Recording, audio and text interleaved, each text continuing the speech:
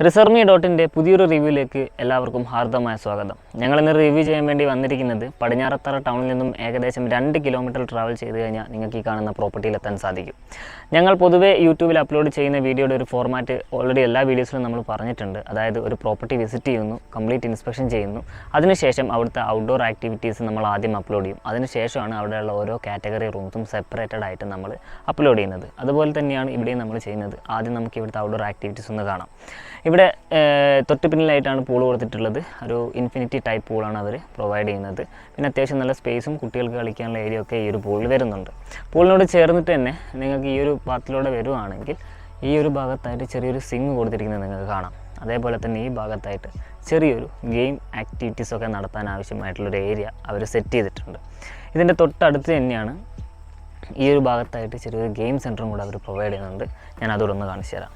ഇവിടെ ക്യാരംസും അതേപോലെ തന്നെ ചെസ്സുമാണ് നിങ്ങൾക്ക് വേണ്ടിയിട്ട് അവർ പ്രൊവൈഡ് ചെയ്യുന്നത്. അതേപോലെ തന്നെ ഈ ഒരു റിസോർട്ടിൻ്റെ പല ഭാഗങ്ങളിലായിട്ട് ഇതേപോലെ വേസ്റ്റ് ബിന്ന് കൊടുത്തിട്ടുണ്ട്. വേസ്റ്റും കാര്യങ്ങളൊക്കെ പ്രോപ്പറായിട്ട് അതിൽ തന്നെ കൊണ്ടുപോയിടുക. ഇനി നമുക്കിവിടെ റെസ്റ്റോറൻറ്റ് ഏരിയയും അതേപോലെ തന്നെ കുറച്ച് സിറ്റിംഗ് അറേഞ്ച്മെൻറ്റ്സൊക്കെ അവിടെ ഇവിടെയൊക്കെ ആയിട്ട് അവർ കൊടുത്തിട്ടുണ്ട്. നമുക്കതൊക്കെ ഒന്ന് കണ്ടിട്ട് വരാം.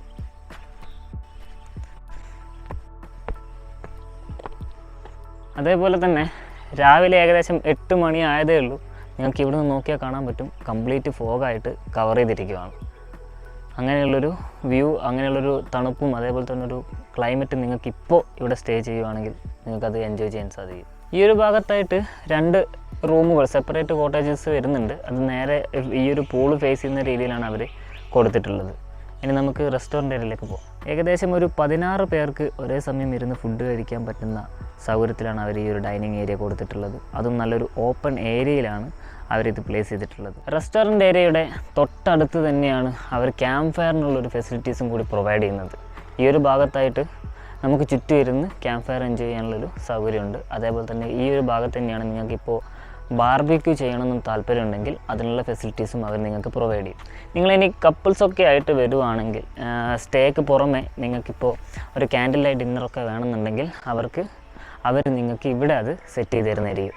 ഇനി മറ്റ് സ്ഥലങ്ങളിൽ നിങ്ങൾക്ക് കുറച്ചുകൂടെ കംഫർട്ടബിൾ ആണെങ്കിൽ ആ ഏരിയയിലേക്കും അവരത് സെറ്റ് ചെയ്ത് തരുന്നതായിരിക്കും. ഇതിന് പുറമെ നിങ്ങൾക്ക് വേറെ വല്ല ഇവൻറ്റ്സും കണ്ടക്ട് ചെയ്യണമെന്നുണ്ടെങ്കിൽ നിങ്ങൾക്കത് ഇവിടെ സെറ്റ് ചെയ്ത് തരുന്നതായിരിക്കും. ഇവിടെ നിങ്ങൾക്കൊരു സ്റ്റേജൊക്കെ ആയിട്ട് യൂസ് ചെയ്യാൻ പറ്റും.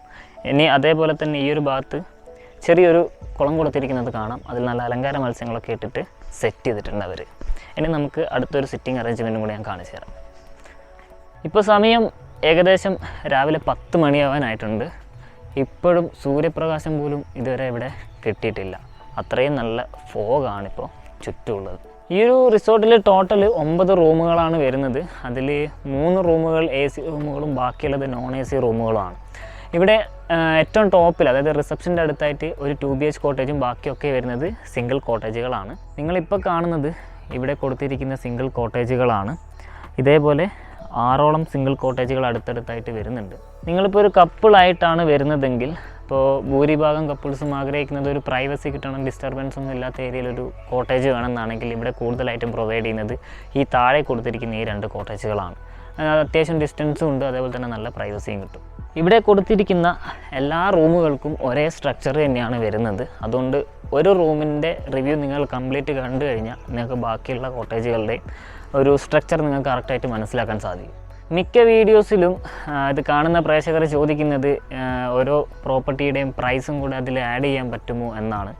നമുക്കിവിടെ ഏകദേശം സ്റ്റാർട്ടിംഗ് പ്രൈസ് വരുന്നത് 3500 റുപ്പീസ് പ്ലസ് ആണ്. അതായത് 2 പേർക്കുള്ള പ്രൈസാണ്. അതിൽ ബ്രേക്ക്ഫാസ്റ്റ് ഒക്കെ ഇൻക്ലൂഡഡ് ആയിരിക്കും.